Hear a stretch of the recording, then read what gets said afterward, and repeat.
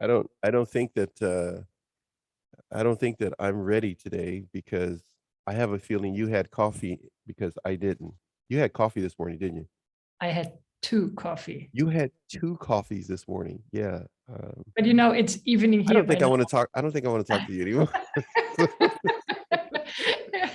It has kind of rubbed off because it's evening by now. So Oh, okay. All right. All right. Do me a favor, Julia. Tell me something. I hear the word trauma bounced around quite a bit nowadays with the show that I do on Instagram, NarcAbuse TV show. I hear it quite often. I need you to give me some perspective about that word, trauma, the basis of that word, because it's often connected with narcissistic abuse, but there's trauma in itself is more than just about narcissistic abuse. What's the absolutely. background on the word trauma and what it means for the rest of us that are experiencing it or think that we're going through it? So first of all, I really like that the whole topic of trauma and traumatic experiences gets more into the consciousness of people. People read more about it.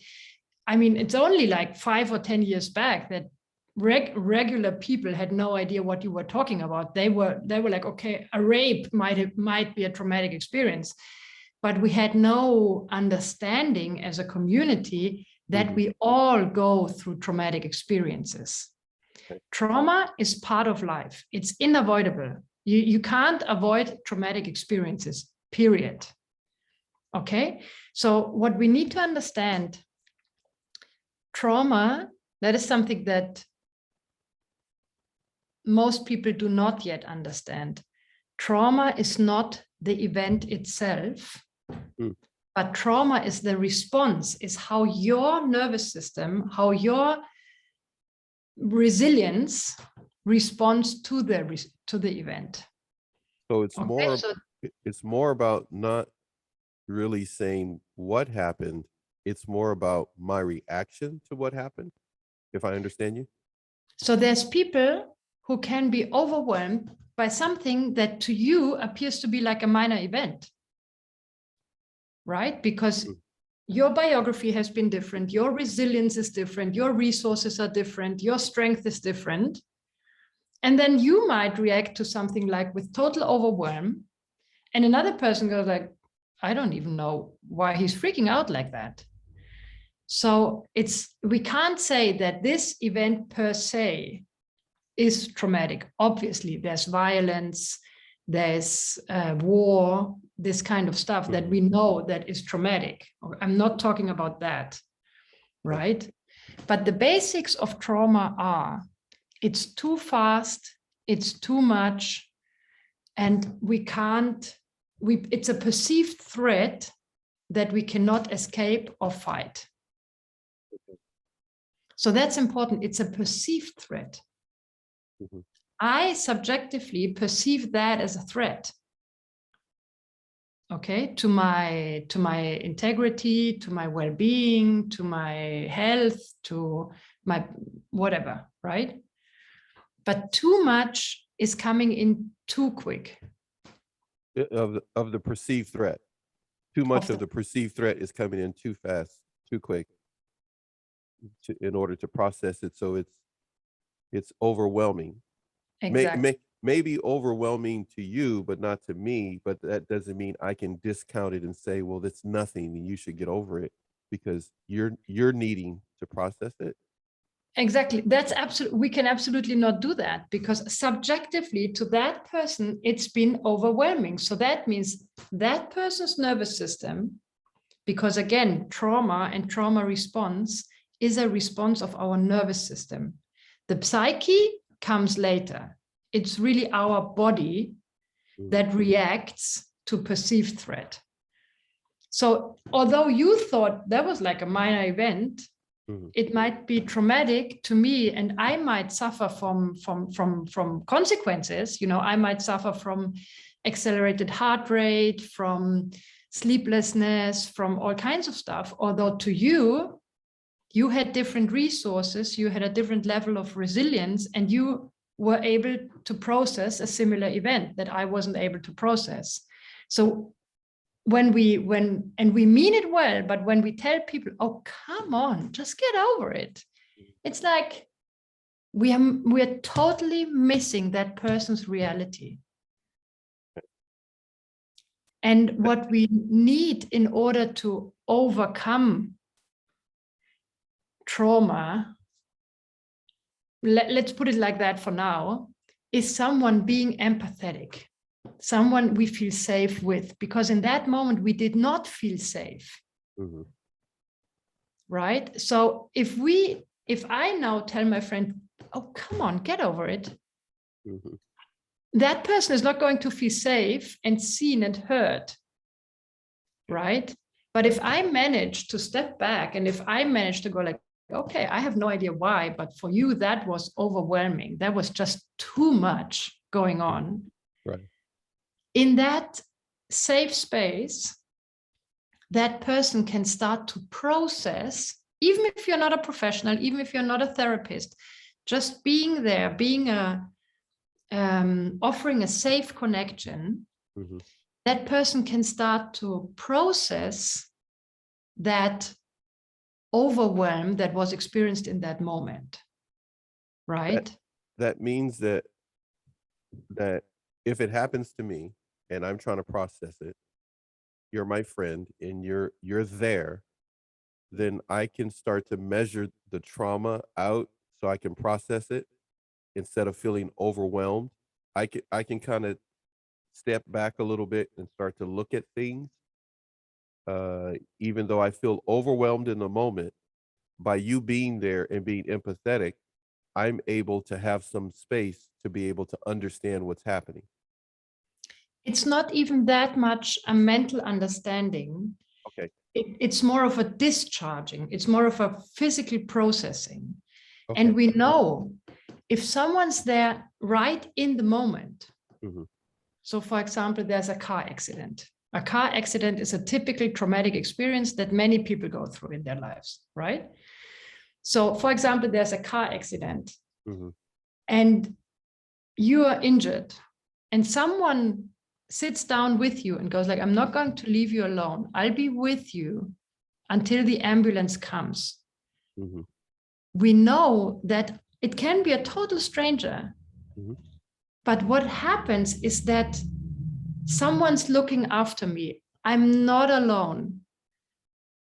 And it helps the nervous system to process. And we know that people who have that kind of support are way less likely to later suffer from consequences of the traumatic experience.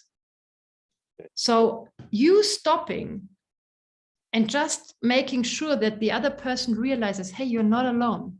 I'm not going to leave you alone until there's someone who takes care of you, is hugely important for that person's well-being after the traumatic event. Makes all the difference. I am glad we're talking today. That makes a lot of sense. So we need to not necessarily be focused on mentally processing it or helping a friend to do that. But you say it's like a physical release or reaction? Yeah. Okay. Absolutely. I mean, there's a lot of neuroscience about it. There's a lot of details. What I can tell you in a nutshell is that in a moment of overwhelm, mm-hmm. our entire system goes back to the four absolute basic reactions, which is fight, flight, freeze, or fawn. That's what any mammal does. Any mammal that gets attacked tries to fight. Once it realizes, oops, the perpetrator is stronger than I am, tries to flee. Mm-hmm. And when it can't flee, it freezes and fawns, right? It pretends to be dead. It's not even pretending to be dead, because pretending sounds like a decision, but it's not the animal deciding, oh, I better play dead. It's like the heart rate goes down, respiratory system goes down, and it appears to be dead. Yeah, I mean, really. Yeah. And that's a survival, that's the basic survival instincts of all mammals. And we are still mammals. We function exactly the same. Mm-hmm. And if we can't complete fight or flight, Mm-hmm. then there's a high charge of energy that's stored in our nervous system. Because obviously you're in a moment of threat, and there's a lot of mobilization in your muscles, heart rate starts going up, and because you wanna fight the threat, or run real fast. Mm-hmm. Right? But if we realize we can't, and now we are not living out in the wild, but we go into our office, we live with our family, threats are much more subtle than they used to be. Mm. Right? So your mom yells at you, if we take an example from children, for example, the mom loses it or the dad loses it. Mm-hmm. And you see how kids go into freeze. Yeah. And fawn and please but because they realize my parents stronger than I am, and there's no way I can flee. But what happens is that a high level of stress and fear energy is stored in the system, is stored in our bodies. And the body is not designed to live with that high level of stress and fear energy for a long time. And that can become a lifestyle then. It can be like a second response to live that way, which again, the body's not meant to live like that. The body's not meant to function. But if we start to live that way, just curious to ask, what are some of the consequences if we start to live that way, where we're constantly in that state? Well, I mean, everyone who's listening, and we can look into our own lives, and every one of us has a standard response. Okay. Someone's threatening you, you start arguing or you start pleasing. Just I, for example, I always try to find mutual ground. So my instant reaction would be to fawn and to please. Right? So, or to freeze and to fawn. So there usually there's, especially narcissists often go into fight. Right? They try to argue, they start speaking and don't stop, they try to overpower people or insult them or force things. But it's like every one of us has like this kind of standard response. And that is how you survived your childhood. That tells me a lot about got it. That childhood, because that's where you learned it. That's where we all learned it.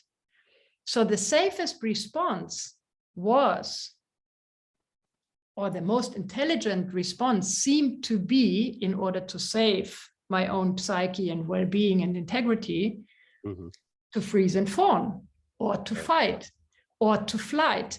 And flight can be, to flee, can be to dissociate. Right? To dissociate from what's going on. Yeah. That's something you can see in many survivors of narcissistic abuse. They lack memory. They don't remember years or months of their life. It's a way of dissociating. It's a dissociation from what happened because it's just too much for our psyche to process. It's an accumulation of fear and stress energy that the body is not designed to live with. Because when you see the animals in the wild, once they survive the threat, they shake. They shake the stress off. They shake like, they shake their entire body. And then the nervous system, the energy level in the nervous system goes back to normal. And there they are. Continue living, but they don't store. They process, they complete the cycle. The nervous system is at ease. There's a perpetrator, a threat, stress level rises, and then they survive it, and then they shake it off and they go back to normal. But we don't do that second part. right? And that leads to all kinds of stuff. We are only discovering that migraine, fibromyalgia, high blood pressure, digestive issues, sleeping problems. I mean, there's few things that we cannot yet relate back to early intense trauma that has never been dealt with. So the majority of those things can be connected to the early childhood trauma, including our reaction and what we do. Our natural response is because of the way we were surviving within a given generational or family setting. Yeah. And now we carry that into adulthood. But that doesn't mean that we really have the right survival skill if we never shake it off. If that trauma we're still carrying with us. We can carry the trauma. It was adequate at that moment. At that moment, okay. it was the most intelligent way to survive. But now it's inadequate. Now it's not serving us. That's why you said we now have that natural response. Actually, we do not have a natural response. We are remote controlled. Okay, got it. We are remote controlled, and it's quite a journey to learn. I mean, just try to make a narcissist not fight. Yeah. It's like, okay, might not happen this lifetime. And just try for yourself to not fawn, to not freeze, to not please. Once you've done that for 40, 50, I don't know how many years, right? Right. A few decades. And then now all of a sudden you're going to flip that around and be this, and you're going to stand up for yourself. That's going to be challenging. And that's exactly what's so important for survivors of narcissistic abuse, because we need to understand that in that dynamic, we have strengthened that knee-jerk reaction. We have strengthened and that pleasing, fawning, freezing, dissociating response. But to flip it and to go like, oh no, I'm going to stand up for myself. I'm going to fight for my right, for my integrity, for my well-being. We need to do some trauma work there. Before we can really have that as a new life pattern or be able to strike a balance, there's some work that needs to be done, trauma work that needs to be done, is what you're saying. Absolutely. But it can be done? Strength. Oh yeah, absolutely. It can be done. I'm sorry, you just said, but what did you just say before I cut you off? You said something about finding our strength. What? Because if we don't do the trauma work that is necessary, and that work addresses something that is much, much older than your relationship with the narcissist, that addresses early childhood trauma. And before we don't address that in one way or the other, we can't tap into that strength, into that rootedness that we need if we want to fight. Because you can't be like all airy and half frozen and dissociated and fight. It's not going to go anywhere. Yeah. But in order to access that rootedness and that strength and that presence and that, hey, no bullshit, that people really get it by your energy, we need to do that early trauma work. In order for someone else, let's say a narcissistic person or a behaviored person, for them to feel that you have and will stand your ground, you have stood your ground and you're going to continue to stand your ground, and the boundaries are indeed in effect, the drawbridge has been pulled up and you mean what you say, for that to happen, we have to do the work. We can't fake it. No, because we can't fake it. We can't fawn and fight. We're fooling ourselves. Right. And the other one goes like, yeah, that's ridiculous. We've got to do the work, because otherwise there's all these beliefs like fears, I won't be loved. And, we need to address that developmental trauma, which is, just going to make that distinction real short here, which is different to shock trauma. Shock trauma, for example, is a car accident, is something that happens once, right? Some developmental trauma is something that happens in the first few years of your life, and it's trauma that happens in relationship to someone. It's trauma that happens in relationship to someone, and that someone could be anyone, relatively speaking, a relative, it could be someone that has to do with our caretaking or something, or has to do Exactly. with someone else. Exactly. Okay. It usually, developmental trauma usually happens with our caretakers. Okay. Right? So, and how this has been, what we have experienced, and how this has been worked through or processed, is a blueprint to the relationships I will go into as an adult. It's a blueprint. Okay, if it's a blueprint, that doesn't mean that it's a good blueprint or a bad blueprint, or is it always going to be a bad blueprint? No, I'm not talking about good and bad. It's just, it is a blueprint as to how we are going to start navigating other relationships based upon the blueprint from the caregiver. Exactly. The initial and primary caregiver, in other words. Exactly. The blueprint, the experiences we made in the first 3-4 years of our life with the primary caregiver is determining, is like, that's how we will relate. Why? Because it's the only example we had. Yeah. You can read books and books and books and books and books, but if you don't work on the blueprint, if you don't work on that first memory, on that first experience and how it left you, how you felt alone, how you felt abandoned, how you felt not heard, not seen, needing to please in order to get love because love was conditional, and all the rest of it. Yeah. If you don't go there, you can read 100 books, but it's not going to change much, right? Because we never reach the depth of it. Nothing will change until we reach the depths of what we need to. And each person is different. That's different for each person. That can be painful though, right? For someone to take a look at that. I would say, first of all, it is different for each person, and it's not. We know that can be a different conversation. We know that there's attachment styles. Yes. And we can find ourselves in one or the other attachment style or mix of it. So there is patterns. Right. So there is similarities. Got it. And yes, I know from my own journey that when we go back, and then when we feel that little girl that felt like totally left alone and totally not heard and totally not seen and needing to please because love was conditional. Yeah.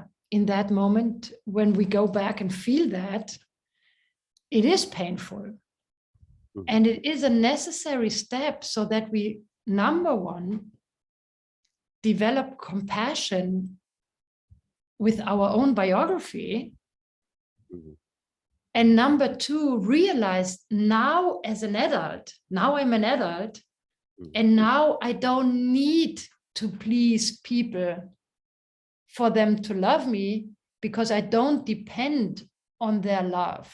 I did depend as a child, but now I can walk away. I can find other friends.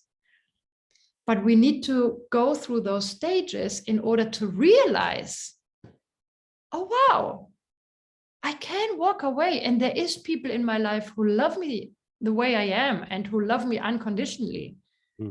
But that's part of the trauma bond that we speak about a lot in narcissistic and toxic relationships, that we feel, I'm not going to survive without that person. Right. But we are still operating on the level of a 3-year-old in that aspect. We're essentially, we're essentially not going to live as a child anymore, or accept love or give love as the child, in the sense that that person will abandon me. I need to chase their love, nor will we accept love as a child. Well, this must be love, even though they're abusing me. We start to do it, as you said just a moment ago, if I understand you correctly. And you got to correct me. I love it when you correct it, just if I get it wrong, because you're the expert. So essentially, we could find ourselves living where we're acting as a child when it comes to love, but you're saying that we need to recognize that we are adults and that we can choose to find other friends. We can choose to not accept abuse as love. We don't have to continue to take the trauma in an adult life where we're always fawning over someone who is constantly fighting with us. I'm just throwing that out there to you, Julia. Yeah. And what I would like to emphasize is that it's not a mental decision. It's not something we put stickers on our mirror and I'm not going to accept abuse anymore.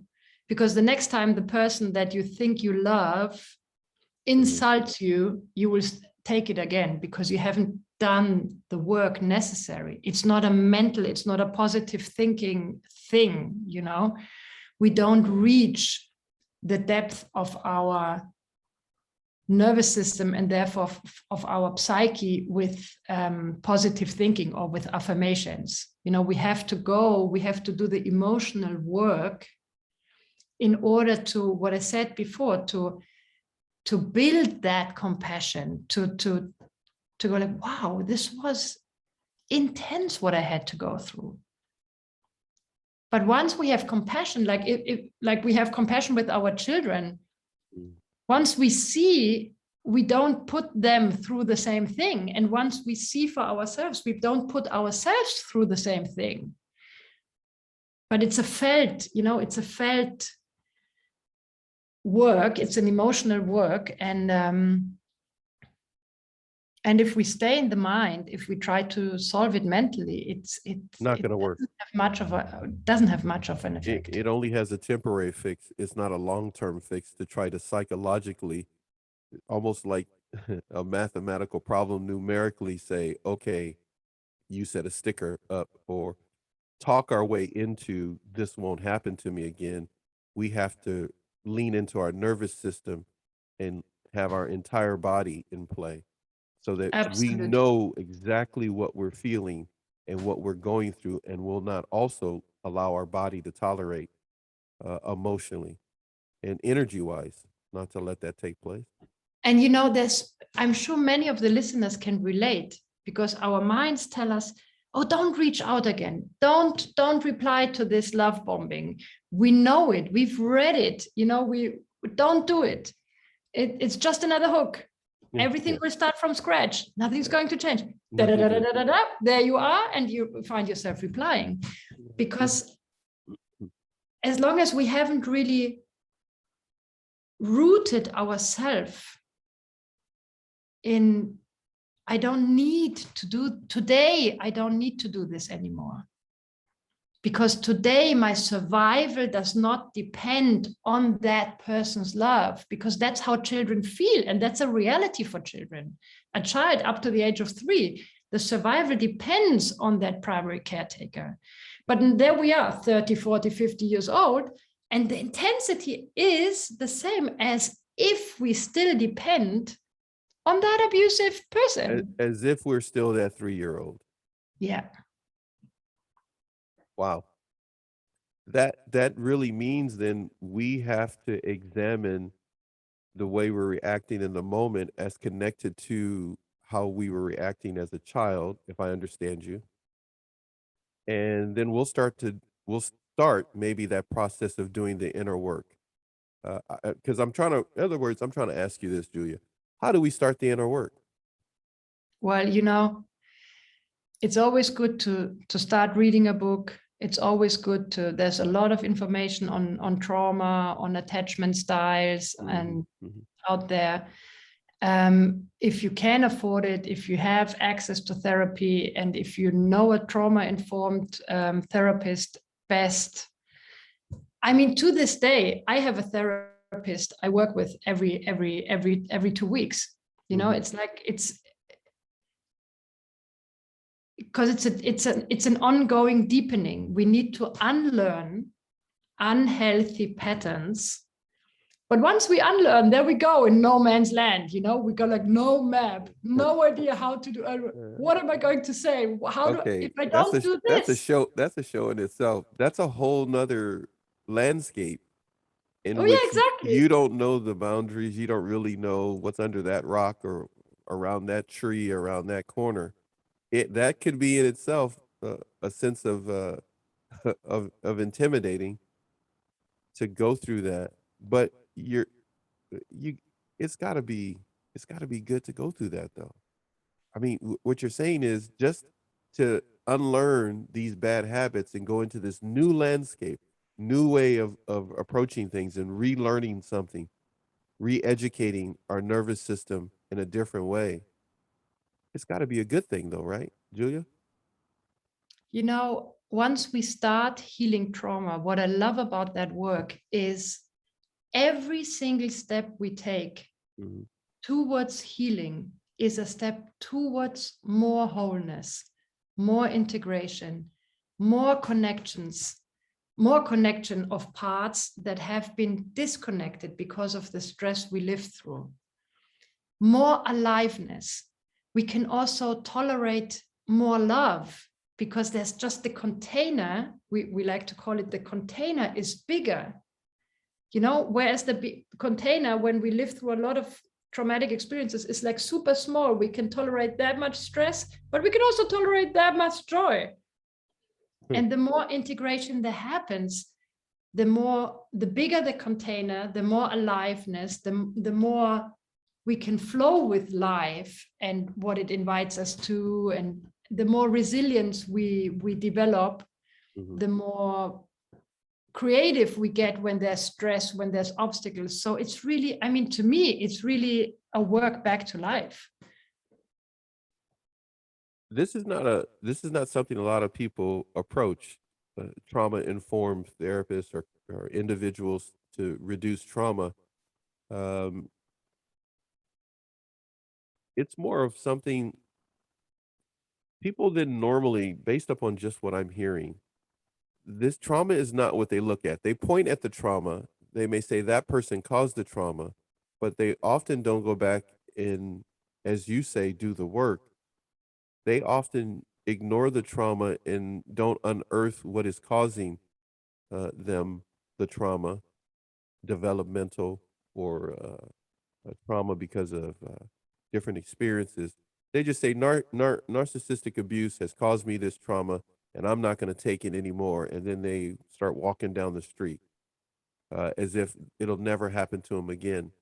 You're saying it can happen to them again Absolutely. because they have not done the excavating emotionally dealing with trauma, and their primary caregivers maybe even because they're living off of the wrong lifestyle patterns when it comes to their nervous system. And you know, it's not when we walk away from a toxic relationship, from an abusive relationship, number one, it's a long journey. Everyone who has tried to walk away, who has walked away, knows it's a long journey. I haven't seen anyone who walked away and next day lived in peace and happily ever after with someone new and not be haunted by their memories or anything like that. That's total Hollywood. It's not happening, not in my experience. Right. Mm-hmm. So one is there can come a point where we go like, why the heck did that happen to me? So that is when we can look back into how did I learn love? What was love like Right. in my family of origin? And then many have suffered physical violence, many have suffered whatever. But we also need to work through that. That is a shock trauma, right? And we need to work through that because once your survival is threatened, the body also gets stuck in that high level of energy, and we need to discharge that in order for the body, for the nervous system to relax, for the muscles to relax, for the cortisol levels to drop, for the heart rate to go back to normal, the blood pressure, like everything, you know, everything. As long, this is something I really would like people to understand, as long as we haven't worked through that kind of traumatic response, the body thinks, part of your consciousness believes the threat is still there. And therefore the body keeps living in that stress response. Hmm. So Even if that person or situation is gone and removed, the body will stay that way because the conscious or subconscious is still stuck in that mode. exactly, part of our consciousness gets stuck in that event. It's like being stuck in the movie, just like on that. Mhm. So the rest of your body and consciousness kind of lives on, but a part is stuck there in that, and you can feel it when people, for example, speak about what they lived through. You can feel the energy. You can feel if they are very agitated, if they are like totally dissociated and numb. You can sense that. Mhm. But that means there's a lot of energy still stored in that, what they have experienced. Mhm. And the body still reacts because it has not been discharged, as if the threat was still happening. And that's when people suffer from very high levels of cortisol. That's very typical for survivors of ongoing abuse, for example, or irritable bowel syndrome. All these syndromes, that kind of, it only gets worse and worse and worse and worse, the health. Once we start doing the trauma work, once we can discharge that one event when you were hit, for example, by the abuser, Mhm. that one event when you every time we work through a traumatic experience, the body can discharge stress, and immediately all the amygdala doesn't have to fire that much, the fear center is not that much on alert, and it has an immediate effect. You're highlighting then that even though we may not be in that home with that person, we may not be in the same car or in the same workspace with that person, or more or less, the event in itself and the multiple events we've had with that person are still there. Yeah. And we can still be holding and storing all of that because we haven't discharged it. Yeah. It is very important that we discharge these things, these events, these circumstances, individuals, and how they affected us. Because if we don't, Julia, you're saying that we literally could be killing ourselves physically. Yeah, it wreaks havoc on our physical body. It's so easy to understand. Once you get your head around it, there has been a threat, the body goes into alert, high levels of stress, because you want to fight, you try to survive, you try to run away, and you don't get to do neither of that. And that amount of stress is it's not going to disappear, go anywhere. It's still there, and that's what needs to be discharged in a safe space, in a safe environment, with the person you feel safe with, ideally with someone who's trained, right? And then the body reacts and goes like, oh, holy shit, whew, finally I can take a breath.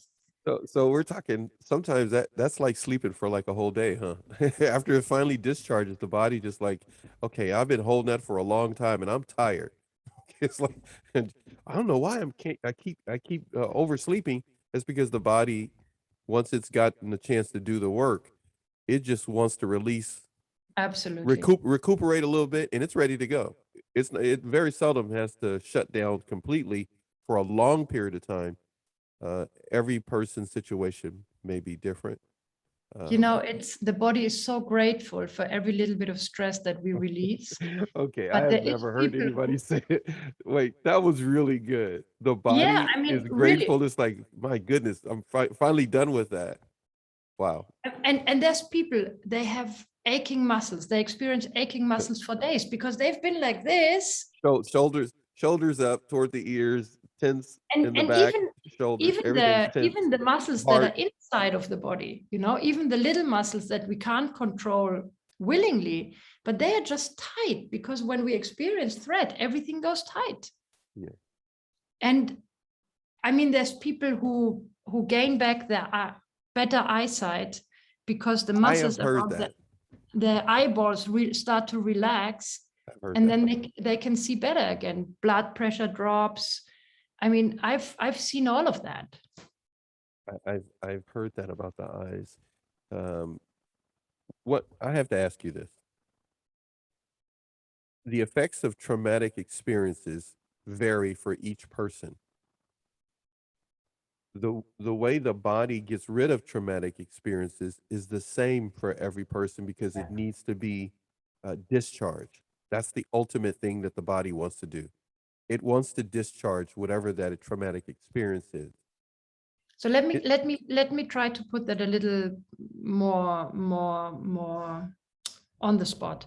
We are not discharging the experience because we have lived through the Okay. experience, and the experience will always be part of our biography. Okay. Okay.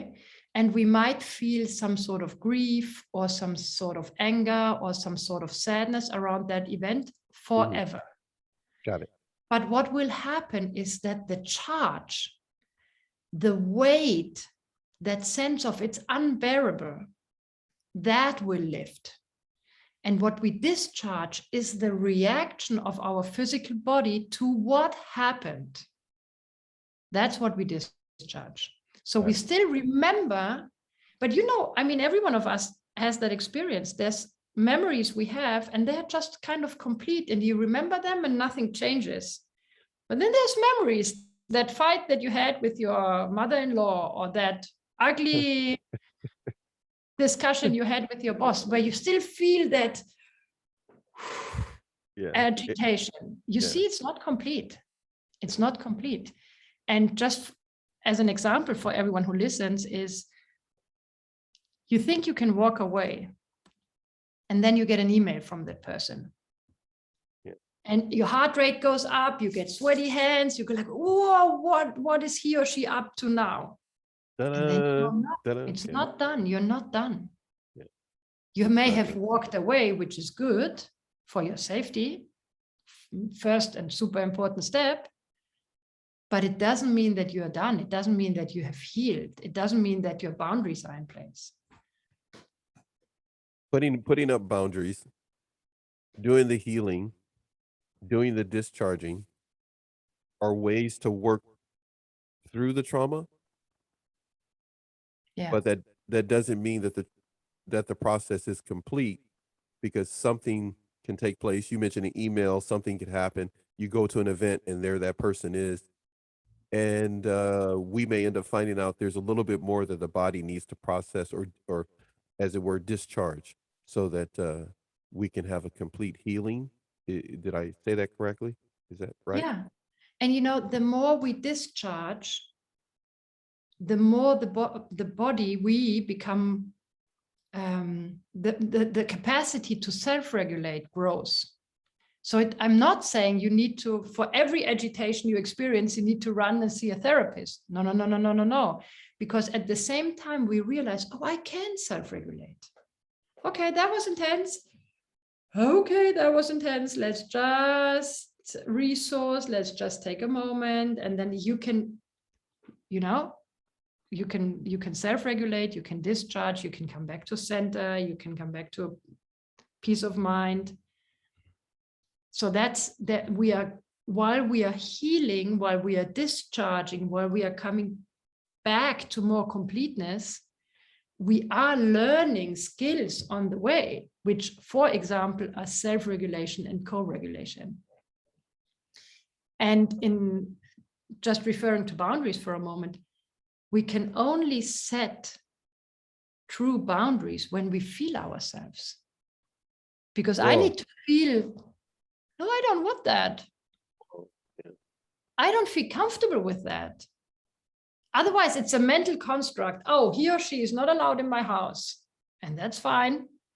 But when you get a boundary from someone, that's an inside out boundary, you go like, okay, I got that. I got that. Yeah. Hey, wait. I felt that isn't often what's happening. You're like, I didn't just hear you and mentally process it. I felt that boundary coming from you, and I get it. And that's what we need to be delivering. And we can only do that, based upon what you just said, if we feel the boundary, and not just mentally construct a boundary and set it up. Exactly. Which, anybody can sit down on paper and go like, okay, so I'm not tolerating that anymore, and I'm not tolerating that. That is beneficial, is what you're saying. But we need to go and literally have the boundary we wrote on paper or in our head. It needs to connect with our entire body. It's so like that we put some feeling behind that boundary. yeah, or I like to put it the other way around. I Okay. like to call it, it's an inside out process. Okay. Right? So my mind might suggest I'm not accepting X, Y, Z, and that's fine. But once I feel myself, I go like, no bullshit. And that's when the other person might try to negotiate the boundary once or twice. But then even a narcissist gets it like, oh, they're like, Okay, I'm out of here, because they really mean it this time. they come back with a Of new course. trick, but that's when we get it, as you said, we feel it, we get it, because it's non-negotiable. That's it. Yeah. That's it. And that's smart. Then it's really, it can be put in a very friendly way, but it's like, no thanks. Yeah. And it's clear, right? No. And I think that's super, especially for survivors of toxic abuse.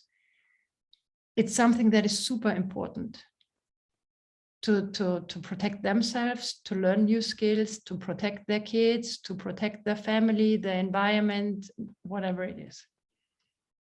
That's actually where I wanted to ask you before we conclude today, is the narcissistic abuse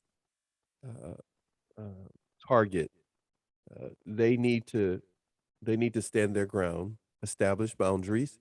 They need to make sure the trauma comes to an end, that they're not living in a dysregulated state, but they're trying to regulate themselves while they deal with someone who seems to have no boundaries other than to hurt people or to cause problems. Yeah.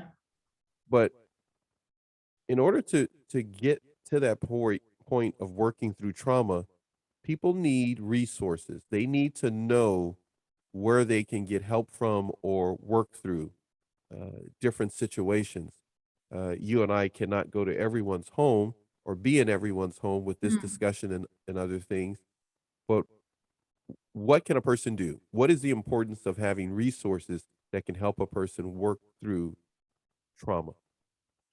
One is, as I said, there's a lot of information out there, and sometimes it's just hard to find the right information, right? And to, especially in the beginning, when you have left or when you have realized in which relationship with whomever it was you were, it's overwhelming. There's a lack of orientation, right? But sooner or later you go like, okay, let's see what I can do. Another nuance of resources is that we all have resources in our lives. So saying that, I mean, there's things that we know help us to regulate. That can be doing yoga. That can be going for a walk. That can be sitting with your cat. That can be looking at the sky. So, because I know that therapy is not available for everyone who would actually need it. When we become aware of the resources we have, I have a friend that I can really call. I have a friend that really listens. I have a podcast that helps me see clearly, whatever it is. That is the things we want to go back to in moments of agitation, right? Because that's what you have in your hands. That's what you have right there, right then. Even if you can afford therapy, this might happen in 2 weeks' time, but you are lost in that moment, right? So it's something that everyone can do. It's something that we don't have to pay for. What helps me to regulate, to come down from that high level of stress that is caused when I receive an email, that is caused for parents when we interchange the kids or whatever, right? So how can I prepare myself best with the means at hand? And then therapy is an excellent extra if you can afford it. And I'm going to say that out loud. It's not for the faint-hearted. It's not for the therapy isn't for the faint-hearted. No, this whole process trauma. of healing from trauma, putting your boundaries in place, and it's, I mean, I believe it's a whole different life that's waiting for you once you start. It's not like you need to work it through for 5 years and then there's a whole new life. No. You do the first 2-3 steps and then you already notice the changes and you notice, wow, life looks different. Life appears to be so much kinder. I don't feel threatened so much. You experience the benefits right away. And it's an up and down process. And it's, yeah, I mean, but it's not for the faint-hearted to live with a narcissistic person either. You know, you are incredibly strong already because, you know, you've survived that. I was going to say, well, the process of working through all of these things may seem a little bit easier because if somebody was living with a troublemaker, with a toxic person, this is going to be a piece of cake. There's a welcome change to work on themselves and make improvements. Resources are available to all of us. You mentioned we need to make sure we utilize them in the moment.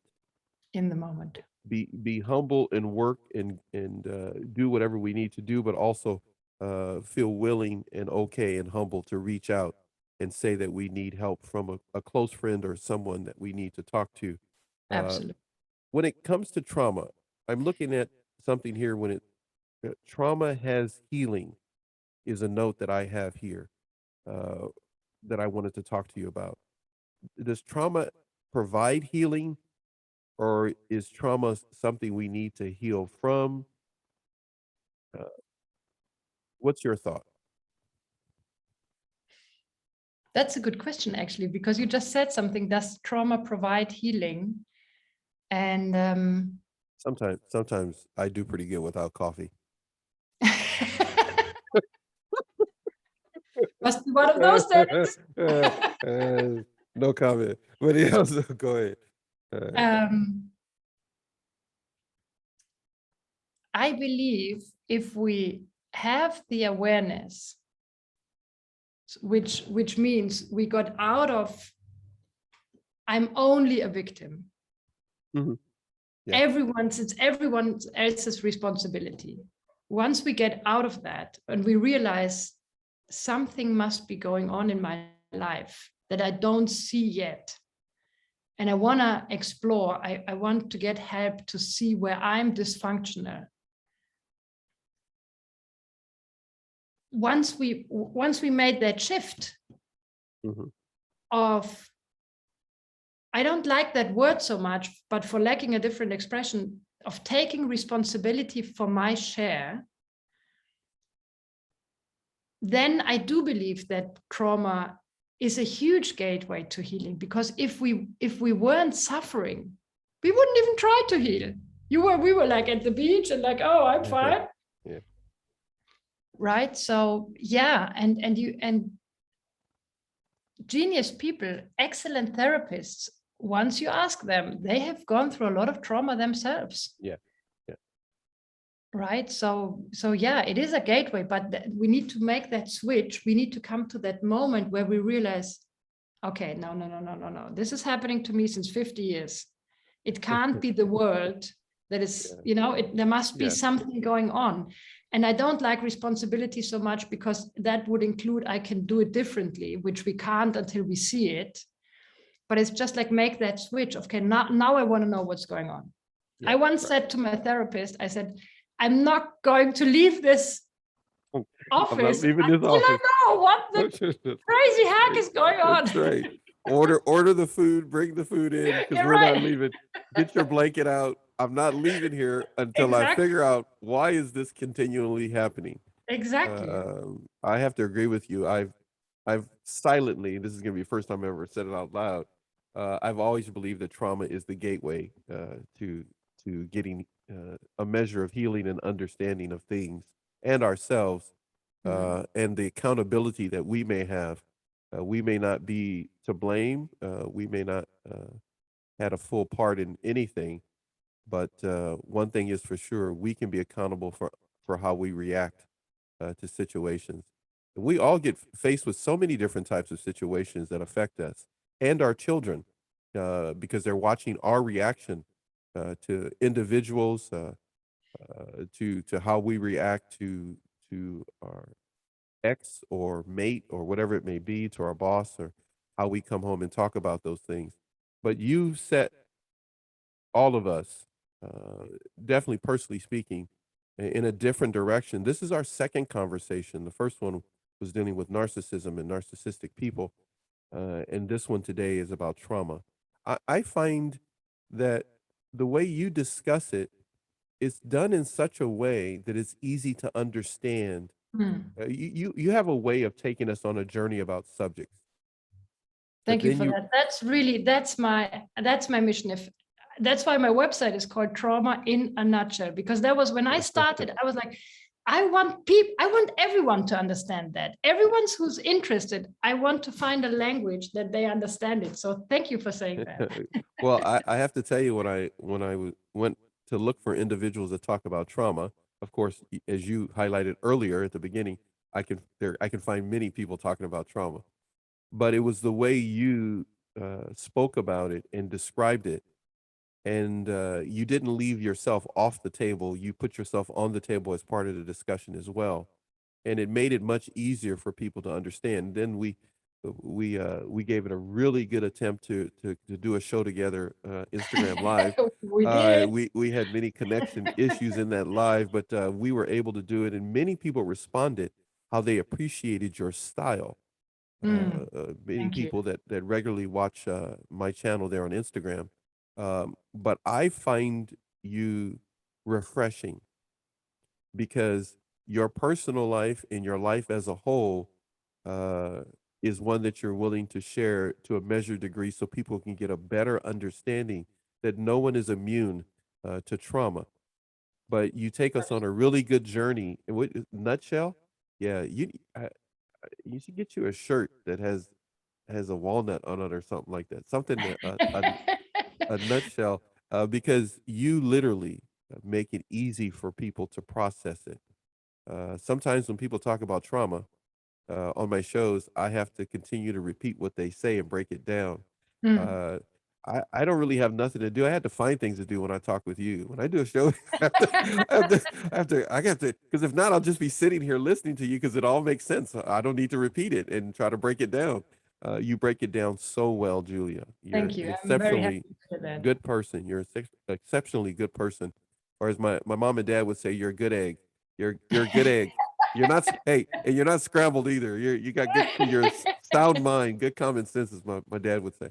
So thank you very much for this today. The next time we are going to get together, we are going to get together another time, and the next time we get together, we're going to talk about something else, and everybody's just got to tune in. But we're going to attempt to do another Instagram live coming up, hopefully on the 28th of this month. And I got to smile just like you're smiling right now You're because right, exactly. we're gonna attempt to do it again because literally, I'm not kidding you. I have people asking, so when are you gonna bring her back? And I was gonna, we had connection issues. We're gonna do a Zoom. They're like, okay, that's fine, but when are you gonna bring her? We don't care. We don't care about the Zoom. We You don't wanna care because about the connection they issues. wanted to they wanted to talk to you. No, I'm just letting you know. Excellent. So, I'm so so much looking forward to that. yeah, And I you're duly warned when you come on. yeah. I'm looking forward to it. Right now, I say to you, enjoy the rest of your evening. Say hello to your beautiful daughter who's in prison right now because she can't come out. She can't come out because we're doing the show.